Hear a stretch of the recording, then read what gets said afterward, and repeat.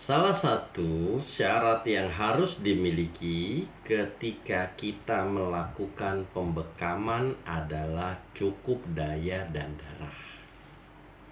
Apa sih Pak daya itu? Menurut kita ya, daya adalah kekuatan internal tubuh yang dimiliki oleh seorang manusia, dalam hal ini klien bekam kita, yang punya kemampuan mengusir penyakit, bertahan terhadap serangan penyakit, dan melakukan fungsi organ dari 10 sistem organ yang kita miliki dengan normal. Itu yang disebut daya internal, kekuatan internal tubuh, atau sering kita kenal dengan tabiat yang seimbang. Gitu. Kita tahu bahwa makhluk Allah yang paling seimbang itu tabiatnya adalah manusia. Di antara manusia yang paling seimbang tabiatnya adalah mukmin. Di antara mukmin yang paling seimbang tabiatnya adalah para nabi dan rasul. Di antara para nabi dan rasul yang paling seimbang tabiatnya adalah Nabi Muhammad Rasulullah SAW.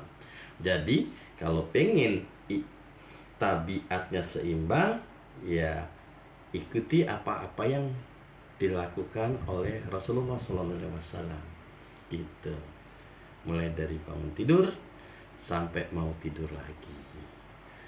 Nah, untuk mengukur, Pak, gimana cara mengukur daya seseorang seimbang apa enggak?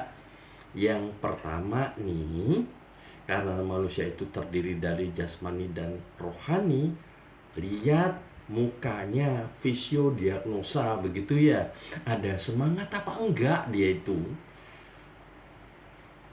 Jadi kalau ada emosi-emosi positif dalam dirinya, insya Allah tadi perasaan dan pikirannya itu mendekati ke arah seimbang, atau dengan kata lain dayanya mencukupi. Pak, apa kabar? Alhamdulillah sehat. Gimana Pak hari ini? Sehat, sehat, siap dibekam? Siap, gitu. Jadi ada motivasi dan keyakinan ketika dia ingin melakukan terapi bekam. Itu yang pertama.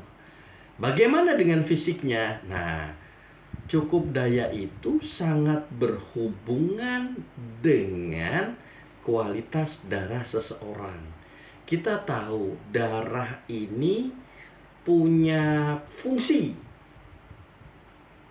mengantarkan nutrisi dan oksigen ke seluruh jaringan tubuh hingga ke sel, di mana sel akan menghasilkan sebuah energi yang sering kita kenal dalam ilmu biologi adalah ATP, adenosine trifosfat, senyawa kimia yang menghasilkan energi atau tenaga.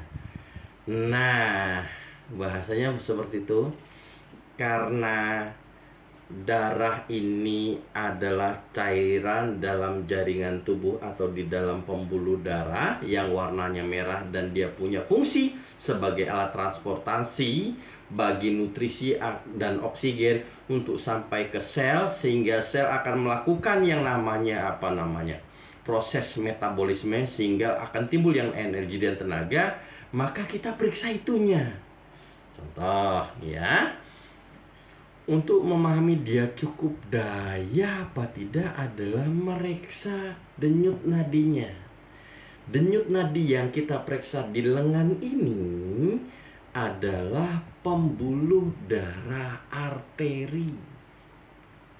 Ingat tadi ya, darah ada di dalam pembuluh darah. Sedangkan tangan ini adalah area yang paling jauh dari jantung. Jantung tugasnya mompa darah sehingga nyampe sini. Dengan kata lain, kalau tangan saja nyampe, apalagi organ-organ tubuh yang lain. Tanda ketika denyut nadinya dipencet begitu ya, tanpa ditekan, itu terlihat jelas denyut nadinya, maka bisa dikatakan dia cukup daya. Apa yang terjadi kalau misalnya dipencet, waduh, nggak kerasa ini, baru dipencet tekan gitu, ditekan agak kuat, ternyata baru kerasa denyut nadinya. Nah, itu yang kita bilang jangan-jangan nih kurang nih dayanya. Nah, itu salah satunya denyut nadi. Denyut nadi yang seperti apa? Yang normal, yang per menitnya 65 sampai 100. Kalau di bawah 100 atau di bawah 65 dan di atas 100, hati-hati. Jangan-jangan dayanya tidak mencukupi. Dia kerja keras lebih dari 100, jantung kerja keras lebih dari 100. Jangan-jangan misalnya nih, gara-gara dia butuh mompa terlalu kuat. Gitu. Nanti ya, angka normalnya 65 sampai 100. Kenapa juga denyut nadi yang dilihat? Karena untuk memahami jantung ini kerjanya seberapa normal. Gitu. Oke. Yang pertama, denyut nadi dipegang saja, tidak perlu ditekan, terasa denyut nadinya. Itu yang pertama. Jumlah denyut nadinya itu 65 sampai 100. Nah, regularitasnya atau detak denyut nadinya itu rata-rata beraturan gitu, nggak ngacak gitu. Nah, itu ketika kita bicara denyut nadinya. Jadi saya ulang, yang pertama lihat fisiodiagnosanya, mukanya cerah, tidak loyo kan begitu. Yang kedua adalah periksa denyut nadinya. Yang ketiga adalah jabat tangannya, periksa tangannya.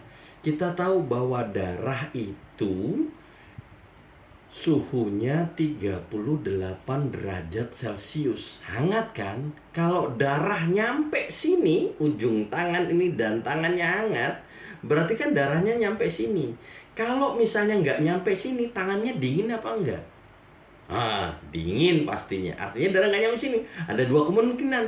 Darahnya volumenya kurang, atau banyak hambatan atau sumbatan sehingga nyampe sini. Ke tangan aja banyak hambatan, apalagi ke organ yang lain, sehingga tidak